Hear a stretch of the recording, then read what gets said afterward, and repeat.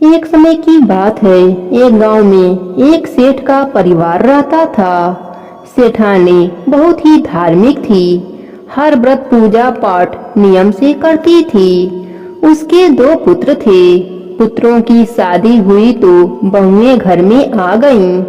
बड़ी बहू बहुत ही घमंडी प्रवृत्ति की थी। सास ससुर को सेवा करना तो दूर वह इज्जत भी नहीं देती थी। पर छोटी बहू अपने सास के तरह धार्मिक थी। वह अपने सास के साथ हर पूजा पाठ किया करती थी।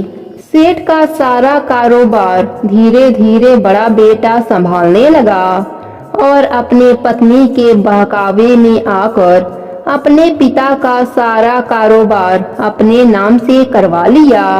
अब बड़ी बहू अपने बूढ़े सास ससुर और देवर देवरानी को घर में से निकाल दिया। सास ने बहुत विनती की, बहू यह धन तुम दोनों का है, तुम दोनों मिलजुल कर प्रेम से रहो। पर बड़ी बहू को कहाँ समझ में आ रहा था। वह तो बस अपने धुन में थी कि यह सब हमारे नाम से है तो यह सब हमारा है, आप लोग अपना ठिकाना कहीं और खोज लीजिए।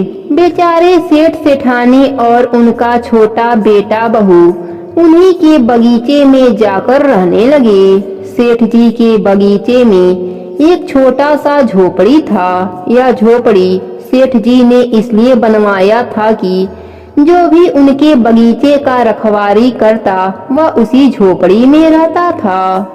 इस प्रकार सेठ जी अपने पत्नी और छोटे बेटे और बहू के साथ उस नौकर वाले झोपड़ी में रहने लगे। सेठ जी तो बूढ़े हो गए थे, इसलिए घर का गुजारा करने के लिए छोटा बेटा उसी गांव के लोगों के घर का काम करने लगा और छोटी बहू अपने जेठानी के घर झाड़ू बर्तन का काम करने लगी। इसी बीच करवा चौथ का दिन आया। बड़ी बहू दिखावे में करवा चौथ का व्रत की तैयारी करने लगी। लाखों की लहंगा खरीदा, हजारों की मेहंदी लगवाई। करवा चौथ व्रत की पूजा करने के लिए गांव के औरतों को अपने हवेली पर आमंत्रित करवाया। इधर छोटी बहू के घर में भरपेट खाने के लिए अनाज नहीं मिलता तो नए वस्त्र कहां से लाती, इसलिए वह पुराने ही कपड़े में करवा चौथ व्रत करने की तैयारी किया। अपने सास से नियम और पूजा की विधि पूछकर वैसे वैसे करने लगी। छोटी बहू ने करवा माता, गणेश भगवान, पार्वती जी और भगवान शिव जी को पीली मिट्टी से बनाकर विधिवत पूजा की। व्रत की 4-5 कथा सुनी। फिर चंद्रमा निकलने पर चंद्रदेव की पूजा की, पति की पूजा की, सास ससुर का आशीर्वाद लिया। छोटी बहू हाथ जोड़कर करवा माता और गणेश जी से अमर सुहाग और सुख समृद्धि का आशीर्वाद मांगा और जो रूखा सूखा बना था वही खा पीकर सभी सो गए। उधर उसकी जेठानी पूजा के नाम पर सिर्फ ढोंग और दिखावा करती रही और अच्छा अच्छा खाना खाकर वह भी सो गई। रात में चमत्कार हुआ। करवा माता और गणेश जी ने छोटी बहू के झोपड़ी को महल में बदल दिया और घर में अन्य धन का भंडार भर दिया। उधर बड़ी बहू के पति को कुष्ठ रोग हो गया। इधर छोटी बहू अपने सास ससुर और पति के साथ ठाठ से रहने लगी और बड़ी बहू अपने पति की इलाज के लिए वैद्यों हकीमों के चक्कर काटने लगी। उसके इलाज में घर के सारे धन दौलत समाप्त हो गए। यह कहानी हमें यह सिखाती है कि किसी भी पूजा व्रत में हमें दिखावा के जगह श्रद्धा भाव रखना चाहिए, तभी भगवान की असीम कृपा प्राप्त होती है। नहीं तो हमें भगवान के क्रोध का सामना करना पड़ता है और वह बहुत ही भयानक होता है। एक समय की बात है। एक गांव में एक मध्यवर्गीय परिवार रहता था। परिवार में अनिरुद्ध, उनकी पत्नी सरस्वती और उनके 3 बच्चे थे। जिसमें से 2 बड़े बेटे और एक पूनम नाम की बेटी थी। बेटी पूनम बचपन से ही गणेश भगवान की भक्ति करती थी। अनिरुद्ध मेहनत मजदूरी करके अपने बच्चों को बड़ा किए और दोनों लड़कों की शादी करके उनके लिए अलग अलग दुकानें भी कर दिया। अब अनिरुद्ध के पास सारे जमा पूंजी समाप्त हो गए। एक दिन अनिरुद्ध ने दोनों लड़कों से कहा, बेटा तुम अपने बहन की शादी कर दो, वह शादी के योग्य हो गई है। दोनों लड़के बहुत ही घमंडी थे। वह दोनों झट से बोले, पिताजी अगर आपके पास पैसे हों तो आप पूनम की शादी कर दीजिए। हमारे पास तो पैसे नहीं हैं और हमारा दुकान भी घाटा में चल रहा है। अपने बच्चों की बात सुनकर अनिरुद्ध बड़ा ही चिंतित हुए। चिंता के कारण उनकी तबीयत खराब होने लगी।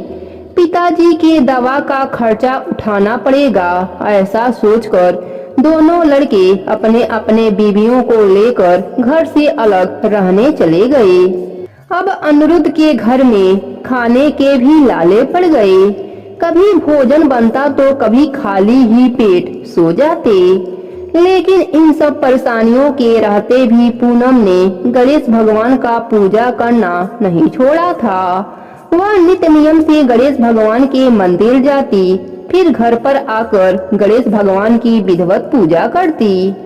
एक दिन गणेश भगवान उसके घर एक वृद्ध साधु के भेष में आए। पूनम ने साधु बाबा को बैठाया और पानी पिलाया और जो मंदिर में प्रसाद मिला था उसने साधु बाबा को बड़े ही प्रेम से खिलाया। साधु बाबा अनिरुद्ध से बोले, जजमान आप बहुत चिंतित लग रहे हैं। तब अनिरुद्ध ने अपनी सारी परेशानी साधु बाबा से बताई। साधु बाबा मुस्कुराए और बोले, पुत्र संकट हमेशा नहीं रहता, इसलिए आप चिंता को छोड़िए। मैं आपको एक योग्य वर के बारे में बता रहा हूँ। साधु बाबा ने बताया कि पड़ोसी गांव में एक साहूकार रहता है। उसका पुत्र विवाह के योग्य हो गया है। उसके पुत्र की आंखों से दिखाई नहीं देता, इसलिए वह योग्य बहू की तलाश कर रहे हैं। आप अपने बेटी का विवाह उससे करा दीजिए। वह कुछ भी नहीं लेंगे, उन्हें बस समझदार बहू चाहिए। यह बात सुनकर पहले तो अनिरुद्ध मना किए, पर पूनम तैयार थी, इसलिए वह भी हाँ कर दिए। शादी धूमधाम से हो गई। ससुराल में भी पूनम गणेश भगवान का नित्य नियम करती रही। शादी के चौथे दिन चमत्कार हुआ। सेठ के बेटे को दिखाई देने लगा। सेठ सेठानी बहुत ही खुश हुए और पूनम को अपने घर की लक्ष्मी मानने लगे। इधर अनिरुद्ध के भी दुख के दिन फिर गए। उनके घर में अन्य धन का भंडार लग गया। इसलिए तो गणेश भगवान को संकट नाशन भी कहते हैं। हे गणेश भगवान, जैसे आपने अनिरुद्ध और उनकी बेटी पूनम के दुख के दिन फेरे, वैसे ही अपने सभी भक्तों पर अपनी कृपा बनाए रखना। कहानी अधूरी हो तो पूरी करना, पूरी हो तो मान रखना। प्रेम से बोलिए गणेश भगवान की जय हो।